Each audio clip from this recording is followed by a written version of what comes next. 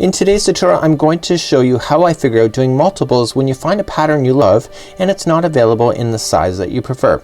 Let me show you how I go through figuring out how many stitches I need to start with in order to figure out the multiples on a special stitch just like this.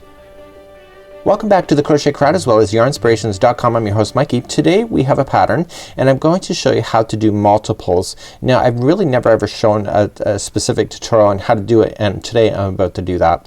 So I've run into a pattern where this is the entire panel that they want you to do in the pattern, and I just think to myself, what if this was a larger size panel or maybe even a full-size afghan? What do I need to do in order to figure out what is the multiple in order to get these big wave shells and the popcorn in order to make it work? Now what is unique about this is that the popcorn appears only once in the inside, so when I go to try to figure this out, it's not just a matter of just guessing. You have to figure it out because there's never going to be a popcorn on either side. So we have a very unique looking pattern here, and what do we need to do in order to figure that out? Let me take you through the steps that I do in order to make it work.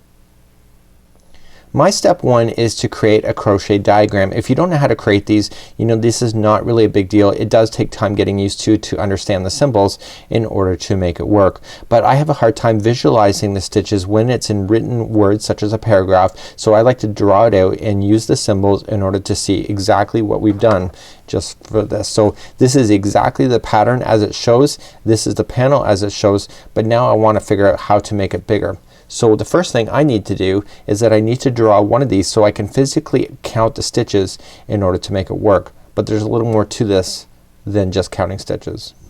The unique thing about this particular pattern is that we have a popcorn that is right in the center. There's no popcorn on either side, so the figuring out the multiples gets a little bit complex because what's going to happen is that we want to make sure that the waves or the shells are going to be appearing on the outside, and there's never ever popcorns on the outside edges, and because of that it kind of throws me off visually on what I need to do. So here's the pattern as it's written, but how can I help myself in order to make this work? This is what I've done.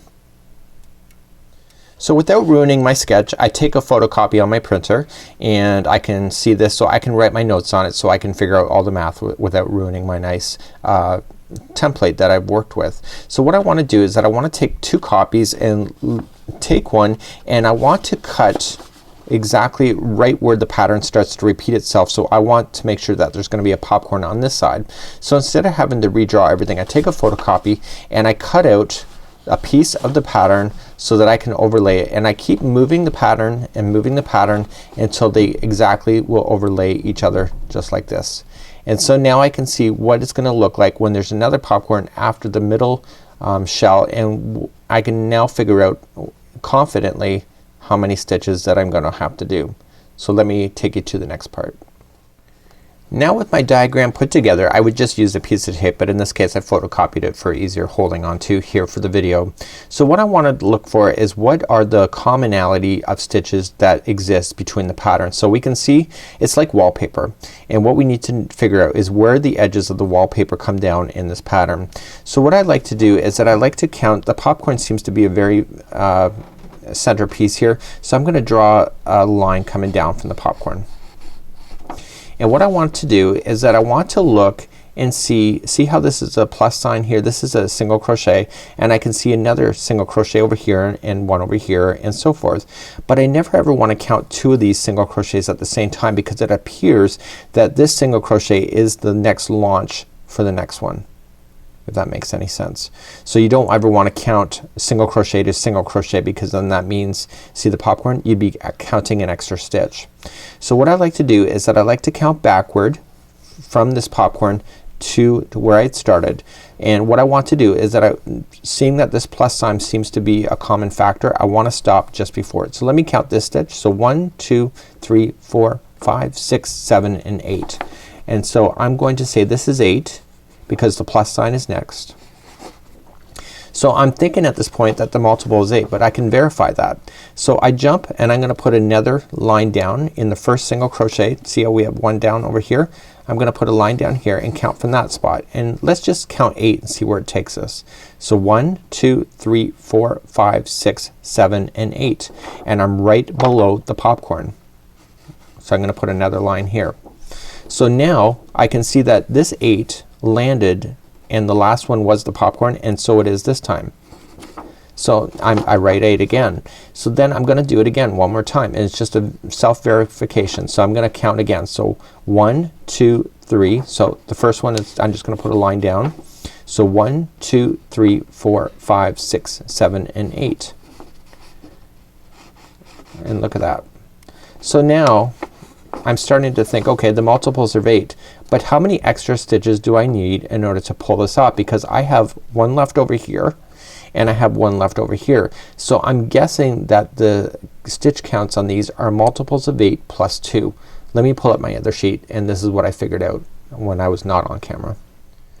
So upstairs in my office I had already figured this out, that it was 8 plus 2, and I did them. This is the actual working sheet that I did, and I drew my lines down so I could physically see that it was 8. But what I need to keep in mind is that there's always something extras on edges, and you see in multiples it's always like 6 plus 3, or it's like 2 plus 1, etc. But in order to have this pattern repeat itself, in order to accommodate the shell plus the popcorn, it has to stay in multiples of 8. So I end up with an extra one at the end that's not accounted for. Okay, and I end up with one right in the very beginning that's not accounted for. So that is 1 and 2. So I can go in multiples of 8. So 1, 2, 3. So there's 3 multiples of 8 here. So I go 8, 8, and 8. I can go as big as or as small as I want to. I can have lots of 8s, and then at the very end of the chain I'm just gonna add 2 in order to keep myself back in balance, so that I can get this first one in there, as well as I can get this one right over here. That was the starting of the chain. So that's how I figure out my multiples, and this is a complex pattern, but it's still all done the same way. When I figure out multiples, this is exactly how I do it each and every time. You see me writing diagrams all the time with the video tutorials. That's how I figure it out, so that when I give you advice on what the multiples are, I've already figured it out through my diagram in order to make it work. So hopefully that's information that helps you today. Until next time, I'm Mikey on behalf of the Crochet Crowd as well as Yarnspirations.com. Have a great day. Bye bye.